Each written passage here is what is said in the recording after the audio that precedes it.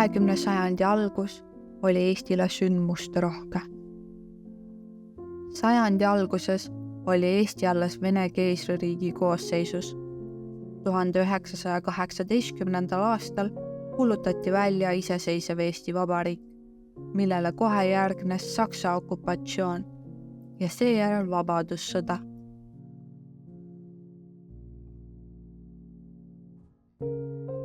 Nõukogude Liit okupeeris Eesti Vabariigi 1940. aastal. Teise maailmasõja ajal oli Eesti ajutiselt okupeeritud Saksa vägede poolt ja langes taas Nõukogude võimu alla 1944. aastal. Tallinn aga oli 20. sajandi alguses arenev linn, oma ajaloolise vanalinna ja moderniseeruva ilmega Baltikumi pärl. Eesti Vabariigi ajal linnaelanike arv kasvas kiirelt ja Tallinn kujunes kaasaegseks pealinnaks, olles eestlaste kultuuri, hariduse ja tööstuse süda. Teise maailmasõja sõjategevus tõi aga Tallinnale hulganisti purustusi ja ohvreid. Enim nendest 1944. aasta 9. ja 10. märtsi tegevused. 1944. aastal alustas Punaarmee pealetungi Eestisse. Pealetungi toetamiseks teostasid nad märtsi alguses õhurünnakuid mitmele Eesti linnale. Üks nendest oli Tallinn. Tallinna 1944. aasta pommitamise eesmärkideks Punaarmee korpuste lahingukäskude põhjal olid: esiteks, logistilise võimekuse kahandamine ehk taheti vastase varustust ja vägede liikumist segada. Teiseks, sõjalist-tööstuslike objektide hävitamine. Taheti lõpetada töökodade, tööstusettevõtete ja muude strateegiliste rajatiste tegevust. Kolmandaks, sadama ja laevade ründamine ehk sooviti hävitada Tallinna sadama rajatisi ja seal viibivaid laevu. Kuigi lahingukäskude põhjal võiks arvata, et eesmärgiks olid vaid sõjalist-tööstuslike objektide hävitamine, langesid õhurünnakute alla põhiliselt tsiviilobjektid. See viitab, et tegelikult sooviti rahva vastupanu alla suruda, inimesi hirmutada ja lihtsalt hävitada. Õhtul kell 6:30 kostab äkki õhualarmi katkendlik vile, millele kohe järgnevad plahvatuse mürinad, kirjeldab Saimo Parbu. 9. märtsi õhtul kell 6:30 alustasid Nõukogude Liidu õhujõud pommitamist Tallinnas. Esimene laine kestis kuni 2 tundi. Teine pommitajate laine saabus kell 1 öösel, mis kestis kuni 3:30 hommikul. Igal pool kõlasid õhuhäiresireenide viled, pommide plahvatused ja majade kokkuvarisemise mürinad. Kõike kattis lõõmavate leekide meri, mida saatsid paanikas inimeste hüüded, haavatute valukarjed ning kõikjal valitsev hirm ja surm. Esimese ja ulatuslikuma pommituse käigus võttis osa umbes 240 lennukit. Teise pommituslaine käigus ligikaudu 60 lennukit. Teise laine ulatust vähendasid Soome lennukid, mis ründasid Leningradi lähistel asuvaid Nõukogude lennuvälju. Linnale visati suures koguses süüte, lõhke ja fosforpomme. Tallinn oli varem kogenud pommitamisi, kuid tollane tõi enneolematu hävingu. 2 pommitamislaine tulemusel hukkus peaaegu 800 inimest, kellest nimeliselt on tuvastatud 554. Vigastada sai üle 650 inimese.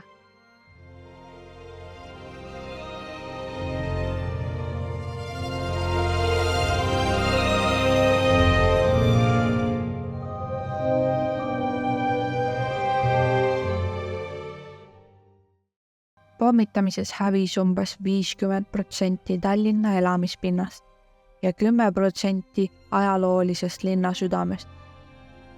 Vanalinnas sai suurimaid purustusi Harju tänav, mis oli kujunenud oluliseks kaubanduspiirkonnaks. Osaliselt põles ka Raekoda. Tornikiiver oli süttinud põlema.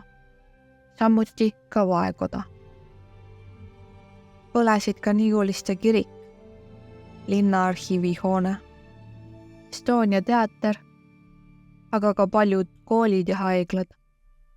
Tulekahjud levisid eriti hoogsalt puitkvartalites, hävitades mitmeid hooneid.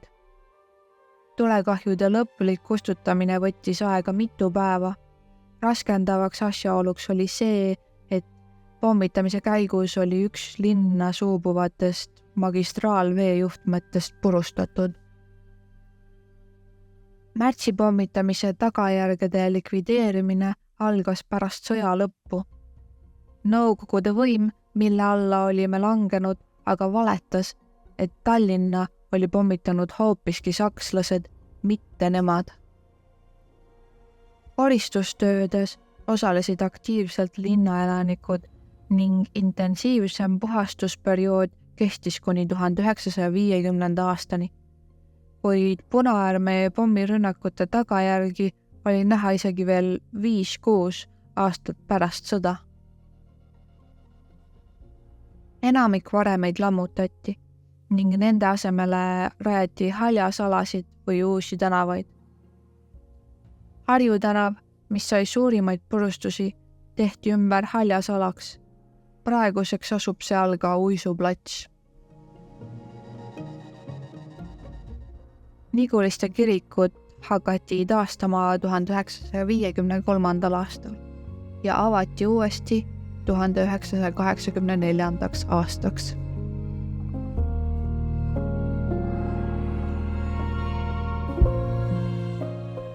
Estonia teatri kontserdisaal avati taas 1946. aastal. 1947. aasta oktoobris avati ka teatrisaal. Ehitus lõpetati 1951. aastal, kuid kahe saali vahele jääv madalam osa rekonstrueeriti Estonia talveaiaks alles 1991. aastaks. Tallinna Raekoja platsil asuv Vaekoda hävis ja selle varemed lammutati lõplikult 1945. aasta kevadel. Raekoda oli ilma tornikiivrita kuni 1952. aastani.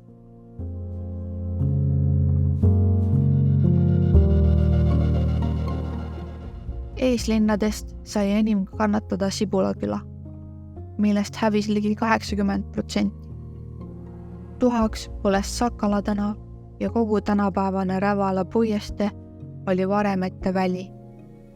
Samuti said suuri kahjustusi paljud teised tänavad Sibulakülas. Uus hoonestus on pärit enamasti 1950. aastatest. Nii võib Sibulakülas näha rohket stalinistlikku arhitektuuri. 1960. aastate lõpus rajati Rävala puiestee äärde Eestimaa Kommunistliku Partei Keskkomitee hoone, mida kutsuti ka Valgeks majaks ja mis on tänapäeval Välisministeeriumi kasutuses. Hoone ees seisis aastatel 1950 kuni 1991 Lenini kuju. Osa praeguse Uue Maailma piirkonnast jäi pommitamise tagajärjel täiesti tühjaks. Peale sõda kerkisid Koidu tänavale arvukad stalinistlikud hooned, mis moodustasid kontrasti vana puithoonestusega ja sümboliseerisidki uut maailma. Kokku hävis täielikult üle 1500 hoone ja kannatada sai ligi 3500 hoonet. Suur kahju tehti ka kultuurivaradele. Hävisid kunstikogud, arhivaalid ja raamatud.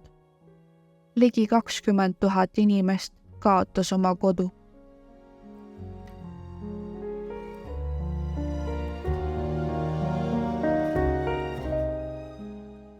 Tallinn on pärast märtsi pommitamise purustusi üles ehitatud mitmekesise arhitektuuriga linnaks, kus ajalooline ja kaasaegne arhitektuur põimuvad.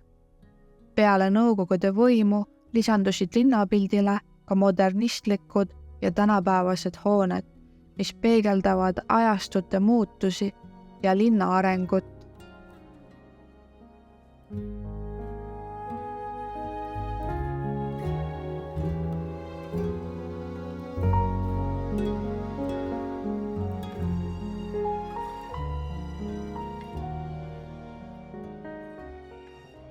Tallinna vanalinn on siiski üks paremini säilinud keskaegseid linnasüdameid Euroopas ja kuulub UNESCO maailmapärandi nimistusse.